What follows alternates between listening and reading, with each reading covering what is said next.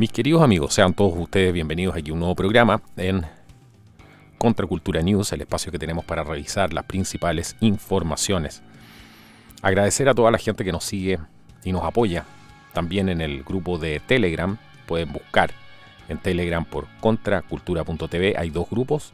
Uno es el grupo donde van a encontrar solamente las notificaciones, que es el canal en el fondo, y el otro es el grupo donde ustedes también pueden comentar y pueden aportar con distintas noticias. Esa es la idea de este grupo, así que los invito a suscribirse a los dos canales que tiene Contracultura en Telegram y que han ido creciendo y hay bastante participación. Pero bueno, imposible partir este programa sin agradecer a la gente que nos apoya en Patreon, en Flow, en Buy Me a Coffee. Toda esta gente que nos apoya es la que permite que este trabajo se siga haciendo, producto de que habrán visto cómo han bajado la cantidad de reproducciones y eso nos está afectando además económicamente. Así que agradecer a toda la gente que tiene la delicadeza, la deferencia, la amabilidad de apoyar este trabajo que no es financiado absolutamente por nadie más que por gente como usted, completamente independiente. Por lo tanto, si quieres cooperar también con este canal, puedes hacerlo siempre con los links que vas a encontrar abajo en la descripción de los videos y fijado también en el primer comentario. Vamos a dar inicio hoy día a un programa bastante cargado que va a revisar mucha información de algunas de las cosas más importantes que están sucediendo ahora. Entre ellas, todo lo que está sucediendo en el Vaticano, donde los sacerdotes, muchos de ellos han tenido que crear lo que se denomina o denominan ellos como una coalición de sacerdotes cancelados. Tal cual. Así que todo esto pasó después de recibir una reacción violenta a estos sacerdotes por parte de la izquierda, de los globalistas, por ser ellos demasiado de derecha o etiquetarlos como conservadores, y algunos de estos sacerdotes han decidido tomar el asunto en sus propias manos. ¿Qué han hecho? Han creado la coalición de sacerdotes cancelados, que ha surgido a principios de este año en una respuesta así de colaboración a las corrupciones seculares, entre comillas, que plagan al clero de una de las instituciones más predominantes de la historia. Así que todo esto comenzó en mayo del 2021, donde 61 obispos estadounidenses se pusieron en voz alta incluso a una discusión sobre la retención del Santísimo Sacramento de los políticos que permitirían la matanza de inocentes no nacidos, incluso hasta el momento de su nacimiento, dice la página web de esta organización, la Coalición de Sacerdotes Cancelados. A eso estamos llegando. Y esa es un fiel reflejo de cómo se ha destruido la libertad de expresión, cómo se han destruido además las iglesias desde adentro, los gobiernos desde adentro, porque lo que estamos viendo no es otra cosa que un reflejo de lo que pasa también en los gobiernos, y vemos que las distintas personalidades de la iglesia que aún son fieles a sus principios, están siendo atacadas brutalmente. Y esto no pasa solamente en la iglesia católica, sino que hemos visto cómo en diferentes lugares, en diferentes iglesias, están sucediendo este mismo tipo de problemas. ¿Por qué? Porque están tratando de dirigir todo hacia una agenda.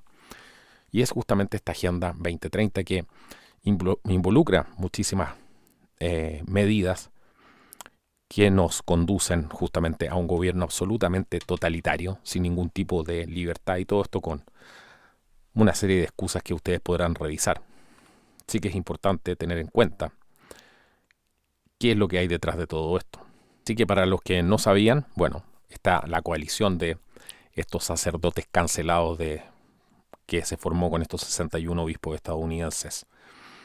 Bueno, pero pasando a otra noticia, vamos a seguir hablando un poco, comentando el tema OVNI, que habrán visto ustedes que está muy de moda, de improviso en los medios de comunicación, y como les he dicho anteriormente, eso da ya para sospechar, porque están poniendo esta narrativa. Pero resulta que esta narrativa al parecer está dando resultado, porque la mayoría ahora cree que una invasión extraterrestre de la Tierra es inevitable.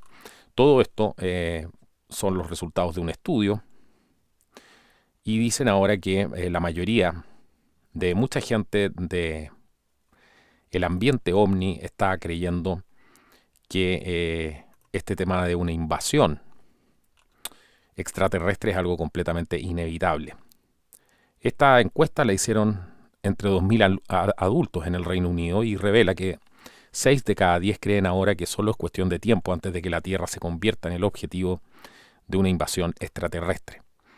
Así que todo esto nos hace llevar a este escenario que estaba predicho antes en la película El Día de la Independencia, ¿cierto?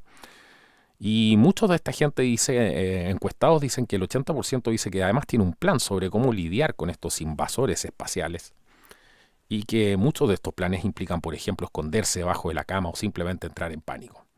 Esta encuesta encargada es de verdad, es de Beaverton creo que se pronuncia, y está realizada por OnePoll en honor al Día Mundial OVNI el 2 de julio y encuentra que otros planes de invasión extraterrestre infalibles incluyen, por ejemplo, que los encuestados piden ayuda a los padres y se abastecen además de papel higiénico y otras cosas por el estilo.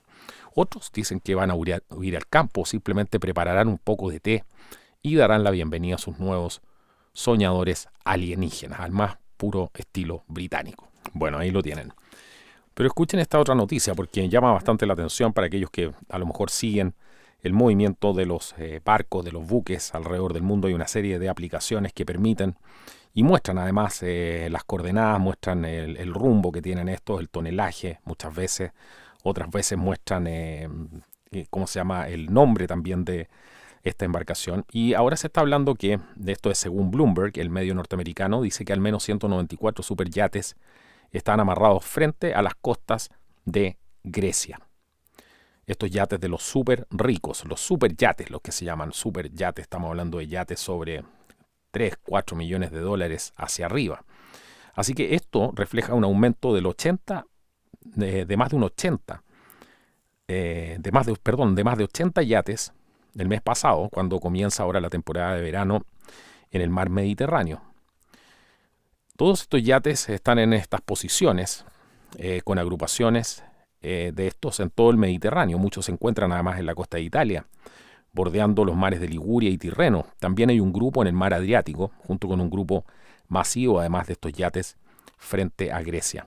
Todos estos datos de seguimiento de las embarcaciones muestran, por ejemplo, que algunos multimillonarios notables están anclados frente a las costas de Grecia, incluidos David Geffen, Abdullah Al-Futtaim, Ernesto Bertarelli, entre otros. Este tráfico, además de superyates, por eso es tan importante mencionar esto, está aumentando frente a la costa de Grecia. ¿Por qué? Porque este país reabrió sus fronteras a los turistas extranjeros el día 14 de mayo sin necesidad de cuarentena. Así que simplemente podremos mostrar una prueba ahí de COVID negativa o un comprobante de vacunación si es que realmente se los exigen a esta gente, cosa que realmente dudo.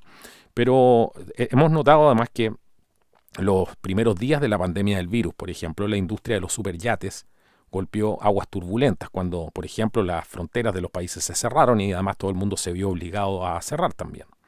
Algunos de los puertos más exclusivos para multimillonarios experimentaron una actividad depresiva en cuanto a los yates, pero la temporada de este año está en llamas. Toda esta actividad en el Mediterráneo, además de las ventas de superyates, están rugiendo este año, ya que la Reserva Federal y el gobierno además optaron por inflar los precios de los activos, permitiendo que aquellos que poseen activos como por ejemplo acciones, bonos y bienes raíces, como los ricos, obtengan beneficios registrando cantidades de ganancias en un periodo muy corto de tiempo. Todo esto aumentó, por supuesto, la demanda de estos nuevos superyates y provocó que el mercado de segunda mano se volviera absolutamente candente. Ahí tienen algunas cifras que muestran realmente cómo están explotando todo lo que tiene que ver con el mercado de los super ricos y muestran obviamente quién se está beneficiando con todo lo que está pasando. Así que bueno, todas estas estadísticas vienen de una aplicación que la pueden buscar, se llama Yacht Tracker, donde pueden encontrar todos estos movimientos de dónde se encuentran estos yates y muestra claramente dónde se están concentrando. Por eso es tan impresionante. Esto fue reportado hasta el día 25 de junio con una imagen que muestra este mapa de calor donde se ven claramente todos estos yates en el Mediterráneo, en la costa de Italia, en Liguria, en Tirreno, etc. Pero especialmente frente a Grecia. Pero veamos la siguiente noticia, porque es algo bastante preocupante y es algo que tiene que ver con el gran reseteo, donde estamos viendo ya las primeras consecuencias que trae esto, que han traído los cierres masivos en distintos lugares, el cambio económico que se ha producido a través de esto, el cambio en las costumbres además de las personas, etcétera. ¿Qué es lo que está sucediendo en Chicago? Porque están culpando al COVID, esta vez los restaurantes, y están exigiendo que pagues un mínimo de consumo de $100 por persona solo para que puedas conseguir una mesa. Porque evidentemente si no, no es rentable que puedan funcionar con estas políticas. Esto también lo reportó Zero Hedge y dice esto es una locura. ¿Por qué? Porque está generando además la indignación del público local y además llamados a no asistir a estos establecimientos. Restaurantes, por ejemplo, de alto nivel en Chicago todavía están culpando a las políticas de distanciamiento social del COVID por una política estrictamente aplicada de un mínimo de $100 por persona para que cada persona pueda comer en estos establecimientos. Un hombre, por ejemplo, en Chicago se indignó cuando se enfrentó a un pago mínimo para comer en un restaurante y cree que la regla debería desaparecer ahora que la ciudad vuelve a abrir. Pero esta regla no va a desaparecer, dicen muchos restaurantes, aunque afirman que el requisito continuo es garantizar que estas operaciones que tienen estén en línea con las medidas de salud y distanciamiento además relacionadas al COVID, por supuesto.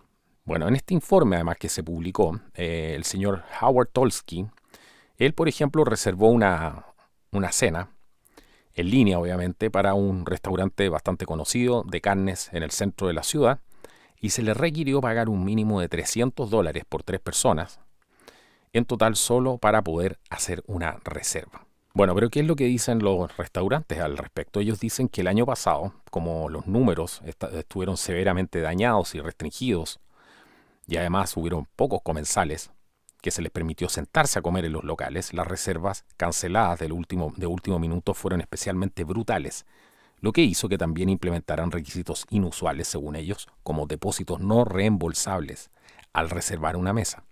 Muchos hablan de depósitos no reembolsables de $100 por una reserva. Además de todo esto, por ejemplo, los restaurantes de Chicago dijeron sobre los problemas de reservas y además el aumento del salario mínimo, podemos esperar que los precios suban en los próximos meses o semanas, además señala este informe. O sea, aquí vemos una tendencia donde todo está subiendo y eso solamente va a generar más pobreza y más gente privada no solamente de ir a un restaurante, sino que de sus materiales de construcción para poder remodelar o construir una casa y también de atención médica, como hemos visto que está sucediendo. El problema que hay con la compra de vehículos nuevos, de autos nuevos, coches nuevos, hemos visto cómo se han disparado los precios en muchos países, producto de lo mismo. Así que hoy día lo que vemos es que mucha gente, por ejemplo en Estados Unidos, está regresando a los restaurantes y lugares de entretenimiento en números récords durante este verano, después de estos cierres post-pandémicos, lo que está proporcionando finalmente un impulso de ingresos muy necesario para un sector de servicios que apenas sobrevivió. Pero en Chicago y otros lugares, una familia de 5, por ejemplo, podría pensar 2 veces en ir a un establecimiento de $100 como mínimo, considerando además que sería un enorme mínimo de 500 solo para poder entrar y poder comer. No tendrás nada, pero serás feliz, propone esta gente. ¿Qué más tenemos aquí para poder ir revisando y formándonos una perspectiva más real? El 1 de julio del 2021, una noticia rompió las redes sociales porque un médico canadiense en un video dijo que las reuniones sociales pueden esparcir fake news. Fue el doctor Robert Strang. Este director médico es de una provincia canadiense de Nueva Escocia. Dijo que reunirse en público puede provocar la propagación de falsa información y por eso necesitan órdenes judiciales aún más estrictas para evitarlo. Hemos hablado mucho de eso en este programa, de cómo las grandes revoluciones comenzaron en los restaurantes, en los cafés, en los bares, donde la gente conversaba y se ponía de acuerdo para oponerse a una tiranía o simplemente para ir y hacer una revolución, sea lo que sea cual sea el motivo para esto. Pero aquí vemos que este médico, representante además estatal de Nueva Escocia, expresó que además que dicha información en sí misma puede crear riesgos también para el público. Es impresionante cómo están tratando de poner esto. O sea, no se puede sociabilizar porque se puede esparcir falsa información y por lo tanto crear un riesgo, ¿cierto?, para el público. Bueno, eso va en contra de la naturaleza social del ser humano. Eso sí puede crear riesgos para el público también. Habría que decirle a este señor Robert Strang, cualquier cosa que atente contra la naturaleza del ser humano es un peligro. Y sobre todo, gente que propaga esta falsa información, que por lo demás ustedes la ven verificada muchas veces con estos fast checkers y después probablemente va a salir que esta persona no dijo esto, porque es lo típico que hemos estado viendo y a los 3-6 meses va a aparecer todo lo contrario y se van a olvidar de lo que dijo antes. Porque a estas alturas todos estos fast checkers se están haciendo el soberano ridículo. Afirmaban hace 6 meses atrás una cosa y hoy día están diciendo otra. Así que todo esto es un esfuerzo por seguir penalizando información que obviamente no se alinee con la información de la cual te quiere alimentar el Estado y los criminales. Y obviamente se debe todo esto más a propósito de censura hacia otras voces y opiniones también, para poder instalar este pensamiento único y sumiso que no contradiga al Estado, tal como lo informa tierrapura.org. ¿Qué más tiene Tierra Pura esta vez? Porque podemos revisar alguna información que es bastante preocupante y que ha estado circulando por distintos lugares. Y todo esto que van a escuchar ustedes ahora tiene que ver con todo lo que hemos ido hablando hacia atrás. Porque es ahora la OMS, nada más ni nada menos, que quiere incluir a la vejez en su lista de enfermedades. Probablemente algunos ya escucharon esto.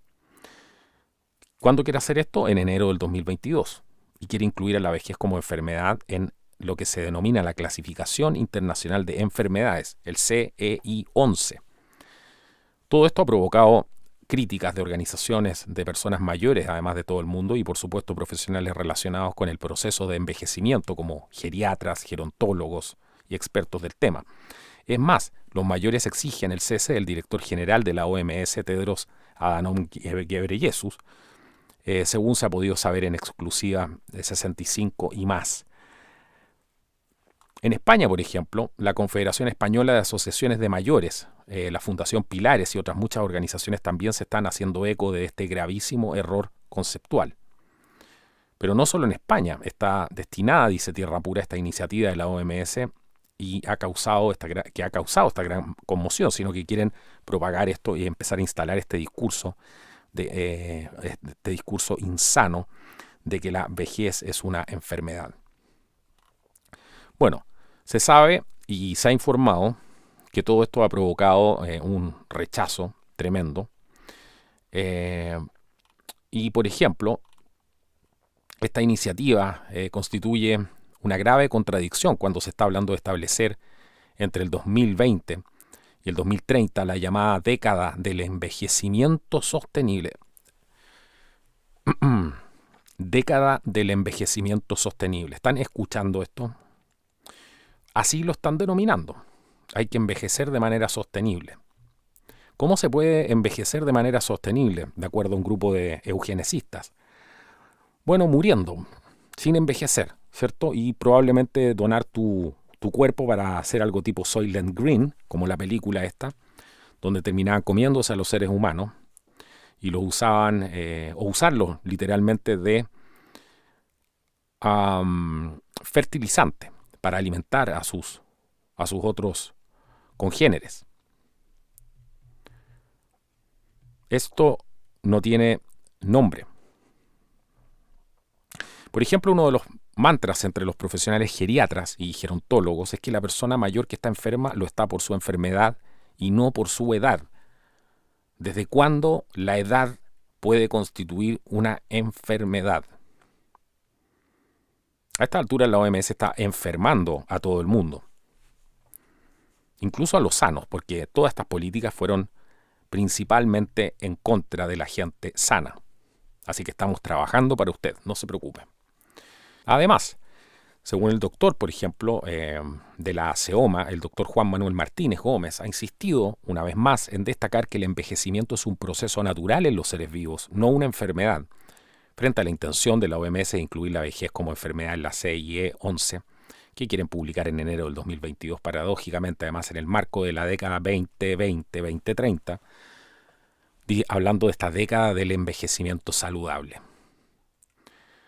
Pero la pregunta es por qué con nuestros impuestos, de los que vive la ONU, esta organización parasitaria, porque no genera un peso. Ellos simplemente van a los países a recaudar dineros para enfermarnos con esos propios impuestos. ¿Y por qué tenemos que llegar al punto de explicarle a la OMS que el envejecimiento no es una enfermedad y es un proceso natural? Ese es el mundo en que estamos viviendo.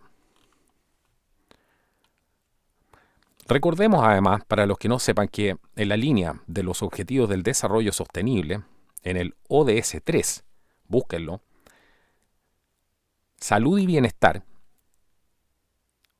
es uno de los temas claves para ellos. Y dicen textualmente, es preciso garantizar el bienestar y una vida sana para las personas mayores. También son ellos mismos los que dicen en el Objetivo del Desarrollo Sostenible número 16, pueden buscarlo, paz, justicia e instituciones sólidas, que dicen que es fundamental que las instituciones velen por los derechos de las personas mayores. Así que estos derechos ya a esta altura no sé lo que van a hacer. Va a ser derecho a eutanasia, derecho a desaparecer, derecho a dejar de ser una voz que guíe a las generaciones más inexpertas, porque eso me parece clave a mí. Ese es el rol clave que tienen los mayores y las personas que van envejeciendo. Es aportarle justamente a los más inexpertos, a los más adolescentes, a aquellos que no tienen la experiencia, con su visión del mundo. Eso es algo clave, tirarse en contra de los mayores ahora que quieren justamente adoctrinar a todos los jóvenes. Y que con la situación actual tampoco tienen dinero para poder pagarles sus pensiones. Bueno, podemos sacar aquí nuestras conclusiones cada uno. Entre todo esto, también la ONU quiere adhesión total a una nueva religión también. Esta climatología, que también es parte de los objetivos del desarrollo sostenible. Según Guterres, por ejemplo, la movilización de miles de millones de dólares ha de servir para recuperación más inclusiva y sostenible, dice él. Y ha señalado, por ejemplo, que los países pobres reclaman el fondo de 100 millones de dólares, o unos 8.453 millones de euros, que los países en desarrollo se comprometieron a entregar para planes de adaptación y mitigación al cambio climático, recogidos en el famoso Acuerdo de París. También ha mostrado su preocupación porque en materia, sobre todo en la del cambio climático, las negociaciones no están avanzando mucho respecto a la próxima celebración de la COP26 en Glasgow, y ha apelado además a la formación de una coalición global, esta vez para lograr la neutralidad climática en el 2050. ¿Qué es eso de neutralidad climática? Estos son otros de los términos de estos payasos. Neutralidad climática. Yo algo estudiado de climatología, pero nunca había escuchado un término como ese. No sé a qué se refiere. ¿A neutralizar el clima? ¿A que el clima sea neutro? ¿A crear un clima neutro? El clima nunca ha sido neutro. Dos cosas que no pegan ni juntan. Habla además que esto lo quiere lograr para el 2050, por supuesto, y que la temperatura no pase de un aumento de 1,5 grados a final del siglo, pues ha advertido, ya estamos en 1,2 grados.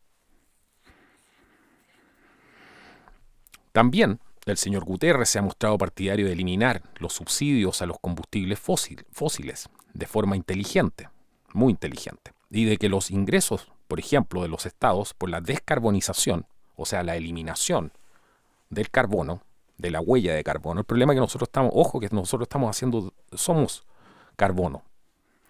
¿No será acaso la descarbonización equivalente a la despoblación? Habría que preguntarse. Peligroso discurso, nuevamente. Habla de que todo esto tiene que ser devuelto a la sociedad. Y ha advertido además que en la transición a la economía verde habrá ganadores y perdedores. Y es necesario compensar estas pérdidas con políticas sociales de formación, de empleo, nuevas políticas de protección social, etc. O sea, más socialismo. La transformación que generan los efectos del cambio climático es demoledora en el aspecto físico y social. ¿Quién señaló esto? La vicepresidenta cuarta, Teresa Rivera, quien ha recordado en su intervención, en esta intervención en la que estamos haciendo mención, ¿cierto?, que buena parte de nuestra riqueza está asociada a los impactos físicos de la emergencia climática y el gobierno trata de hacerle frente con planes estructurales que los mitiguen. Están hablando literalmente de que van a transformar la economía completamente y están transformando la economía completamente. Además está dando esta voz de alarma producto de que la gente no está muy interesada en esto con todo lo que ha pasado. Y las empresas lo único que quieren reactivarse y no están preocupadas de los bonos de carbono y otro tipo de cosas. Porque ya el daño en la economía ha sido tan grande que necesitan seguir haciendo campaña con esto. Por eso hacen un llamado a los bancos centrales, a los organismos reguladores, a los gobiernos, a las autoridades regionales, a que no desperdicien los recursos y se orienten cuanto antes a facilitar la resolución de estos problemas ambientales. Más pánico y más miedo para seguir tratando de controlar a la gente. Bueno, ahora todo este informe tiene como objetivo, evidentemente, discutir con todos los gobiernos hasta su aprobación final, ¿cierto? Y entregar esta base científica, entre comillas, para que los políticos actúen. Porque según ha dicho Gutiérrez, él constata que el cambio climático es un problema muy gordo del que los seres humanos somos culpables. Ahí tienen. Una transformación total y poder avanzar en esta agenda de dominación global gracias a esta emergencia del carbono, ¿cierto? Porque finalmente el problema es el carbono, el problema somos nosotros. Y lo asevera en la última frase, ya que los humanos, es un problema muy gordo, ya que los humanos somos culpables. Con el mundo que estamos viviendo hoy día, habría que hacerse la siguiente pregunta que es bastante sensata. ¿En qué momento van a decir esta gente que hay que eliminar humanos para que el planeta sea sostenible?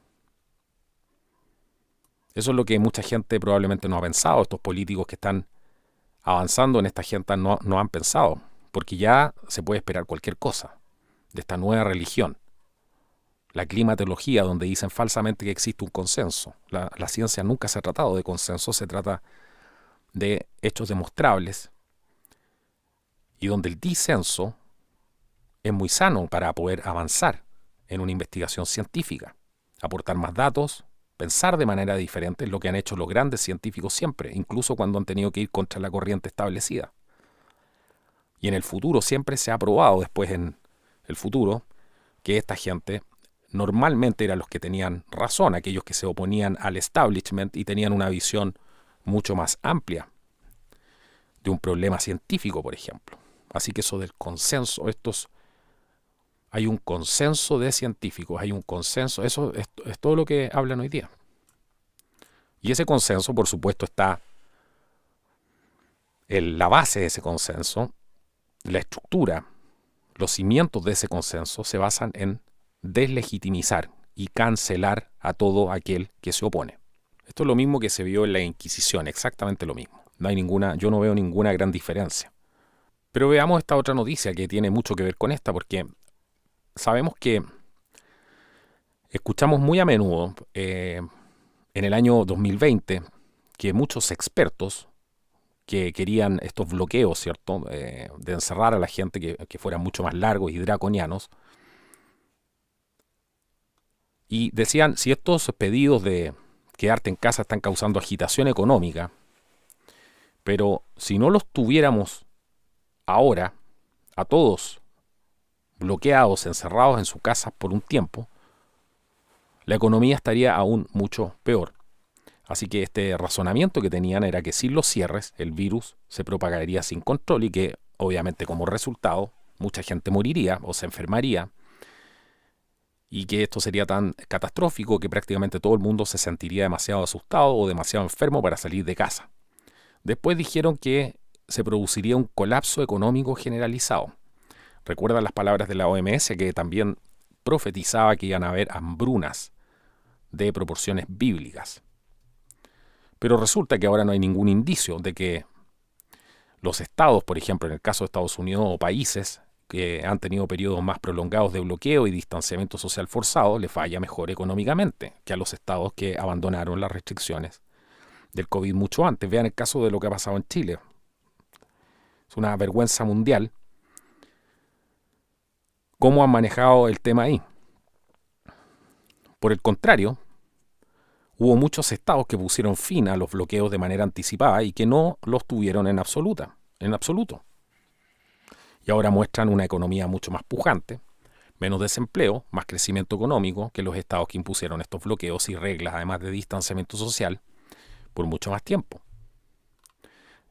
Hay una falta total de cualquier tipo de correlación entre el éxito económico y los encierros COVID que ilustra, una vez más, que las confinadas predicciones de los expertos que insistían en que los estados sin encierros prolongados sufrirían baños de sangre y destrucción económica estaban muy equivocados.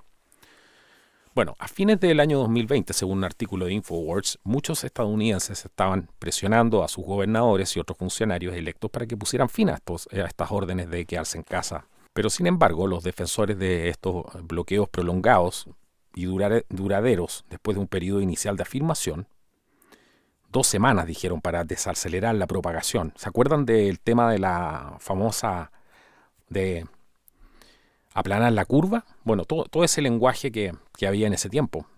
Insistieron en ese tiempo que los bloqueos deberían dejarse en su lugar indefinidamente. A principios de abril, el doctor Anthony Fauci proclamó que los bloqueos deberían permanecer en su lugar hasta que no aparecieran nuevos casos. O sea, para siempre. De manera similar, por ejemplo, el ex asesor presidencial y médico Ezequiel Emanuel declaró rotundamente que no hay más remedio que permanecer encerrado durante 18 meses o más. Sin embargo, a medida que los gobernadores y los activistas antibloqueo continuaron presionando por una reapertura, la palabra prematuro se convirtió en un término de uso general para los activistas que buscan bloqueos más prolongados. Debemos evitar una reapertura prematura, nos dijeron, o de lo contrario el dolor económico de no tener un bloqueo sería mucho peor que el dolor de los bloqueos en sí. Es decir, incluso hablar de poner fin a los encierros fue una idea terrible para estas personas. Por ejemplo, el 5 de mayo la autora Amanda Marcotte escribe, dice, hay buenas razones para temer que al reabrir prematuramente el daño económico será aún peor de que si siguiéramos un curso más racional. Las personas enfermas no pueden trabajar, incluso aquellos que tienen síntomas extremadamente leves probablemente estarán en cuarentena, como ciertamente deberían estar para detener una mayor propagación. Marcotte continúa explicando que sin cierres las muertes y las enfermedades serán tan desenfrenadas que ninguna tienda tendrá clientes o trabajadores, por lo que las empresas fracasarán a tasas devastadoras. Pero ¿qué sucedió, por ejemplo, con los estados que abrieron prematuramente, según ellos? Prematuramente, entre comillas. ¿Se cumplieron estas predicciones?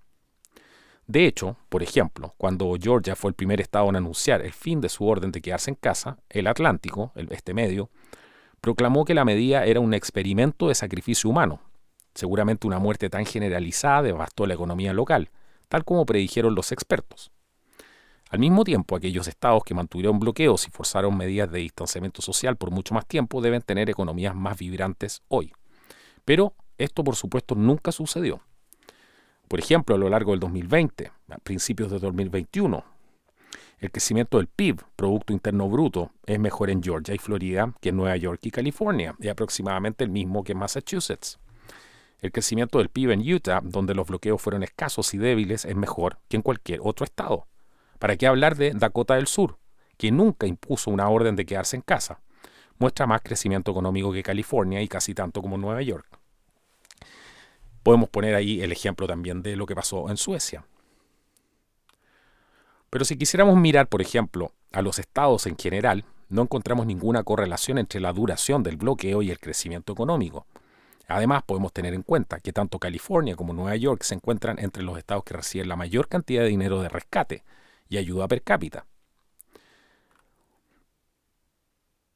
Así que ¿para qué vamos a hablar de las cifras de empleo que están publicadas aquí en este artículo a mayo del año 2021, donde encontramos, solo a modo de ejemplo, que las peores cifras de desempleo son Hawái, Nuevo México, California, Nueva York. Una vez más, estos son algunos solamente de los estados con, ustedes saben, las regulaciones y cierres más estrictos que ha habido. ¿Qué ha pasado en Utah y Dakota del Sur? Se encuentran entre los estados con las tasas de desempleo más bajas. Georgia, 4.1%. California, 7.9%. La tasa de desempleo de Florida para el mismo periodo fue del 4.9%. ¿Por qué hay que hacer esa pregunta? ¿Por qué los expertos aquí estaban tan equivocados? ¿Por qué continúan surgiendo estos datos de los bloqueos que no marcan una gran diferencia en el número total de personas que mueren por esta cosa que hay en el aire?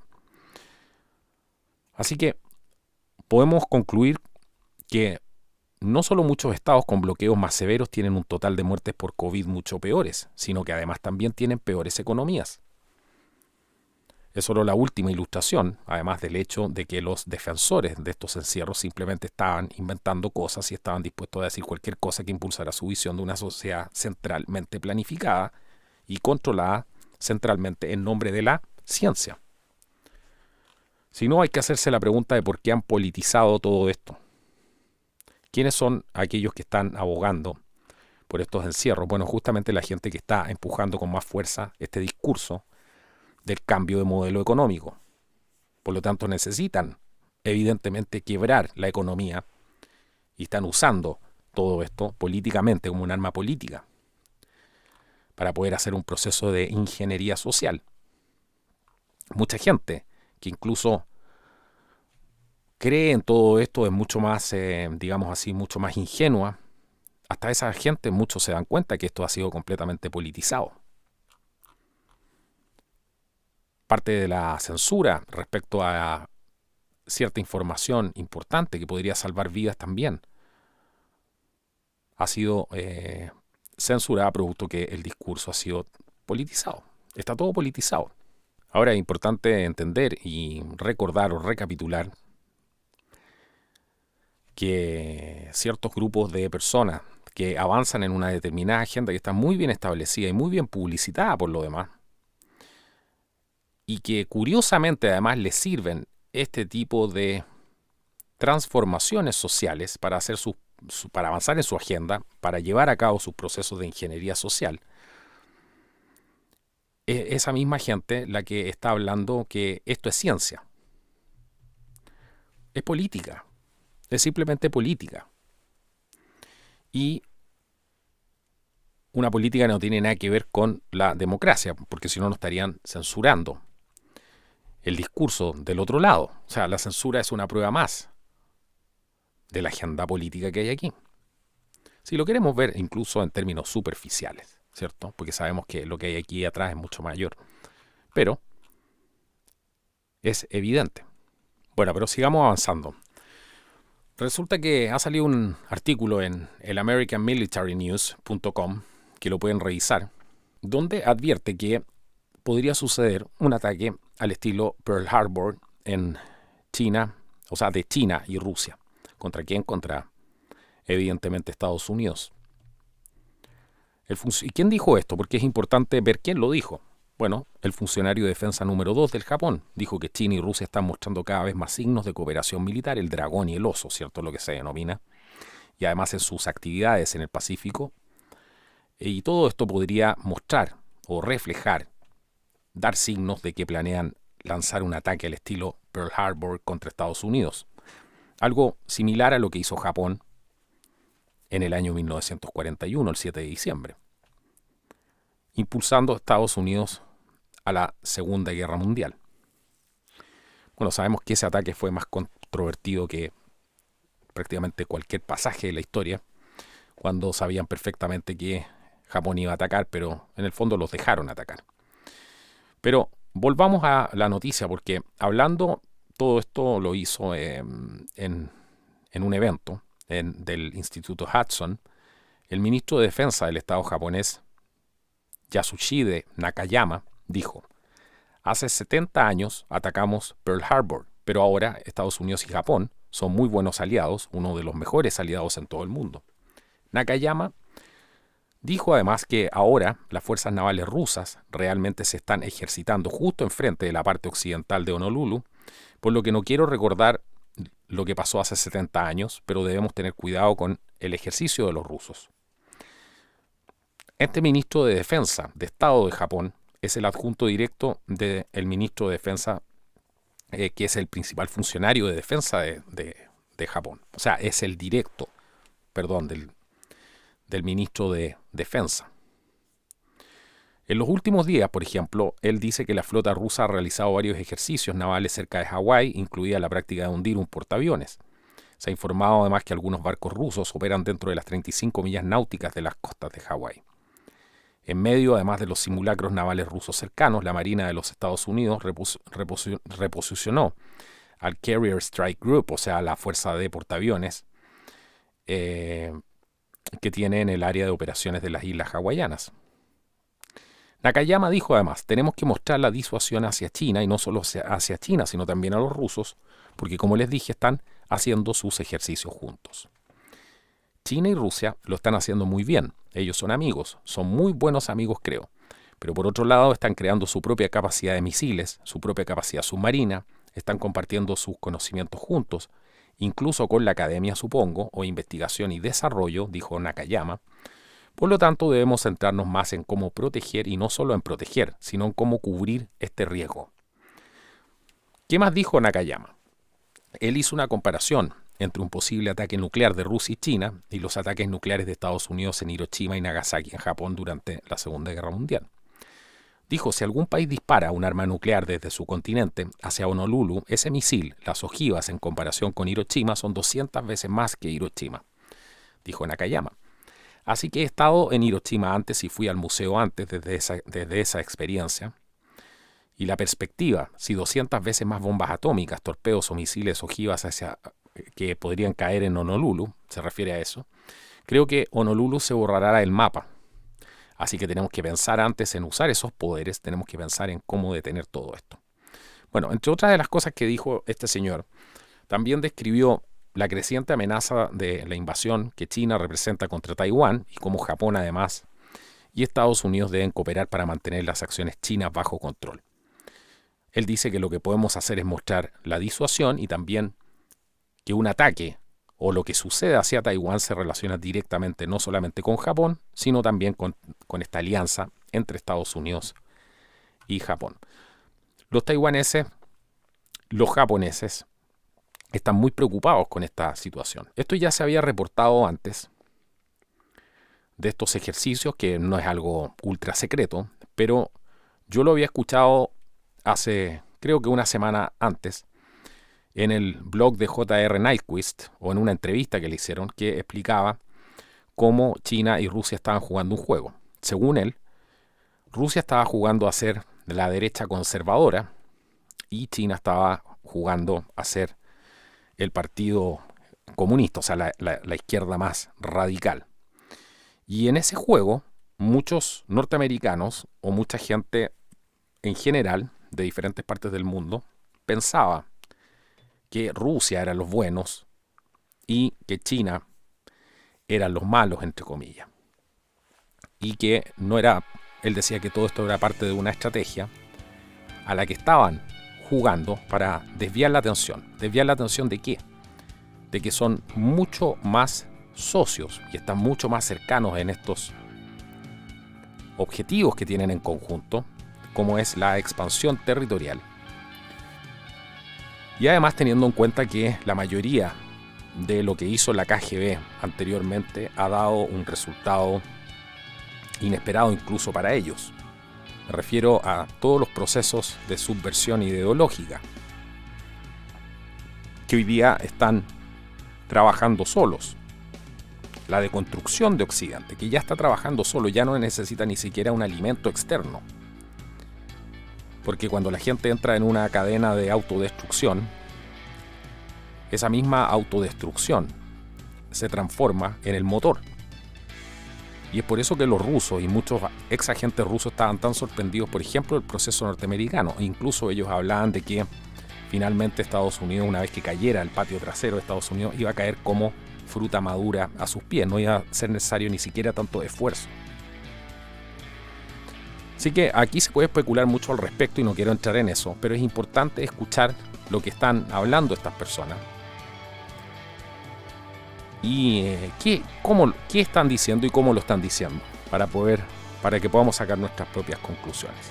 Bueno, vamos a seguir atentos con esta y otras noticias. Los invito a suscribirse al canal si es primera vez que están aquí, para que puedan recibir estas y otras informaciones. Y también visitarnos en www.contracultura.tv. Si quieren apoyar esta iniciativa, pueden entrar a www.contracultura.tv y suscribirse también a nuestro canal independiente, donde a los que no les gustan los comerciales, bueno, pueden acceder ahí a ver los programas sin comerciales, por una pequeña membresía. Agradecer, por supuesto, a todos los que comentan. Quiero escuchar los comentarios de ustedes, a ver qué opinan de estas noticias. Cada vez más la gente está despertando a esta realidad y es por eso que también se está suprimiendo tanta información. Y la verdad es que queda todo un gran camino por delante aquí. Así que, bueno, espero que puedan seguir los enlaces que están abajo en la descripción del video, porque si te gustó este canal, también puedes ahí apoyarnos para que podamos seguir con este trabajo. Nos vemos en un próximo programa. Esto ha sido Contracultura News. Hasta la próxima y que Dios los bendiga.